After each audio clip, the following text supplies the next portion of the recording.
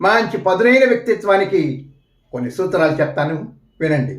1, విలువలేని చోట మాట్లాడకు. 2, నీ గౌరవం ఇవ్వని చోట నిలబడవద్దు. 3, ప్రేమ లేని చోట అతిగా ఆశపడకు. 4, నీకు నచ్చని ఇష్టం లేని విషయాలకు అనవసరంగా క్షమాపణలు చెప్పకు. 5, నువ్వు మెచ్చని వాటికి సంజాయిషీలు ఇవ్వకు. 6, నిర్లక్ష్యం ఉన్న చోట దేనికి ఎదురు చూడకు. 7, అలక్ష్యంగా ఉన్న చోట ఏది వ్యక్తపరచకు. 8, వ్యక్తిత్వాన్ని తాకట్టు పెట్టి అనవసరంగా పాకులాడకు. 9, ఆత్మగౌరవాన్ని పణంగా పెట్టి ప్రేమించకు. 10, చులకనగా చూసే చోట అనవసరంగా చొరవ చూపకు.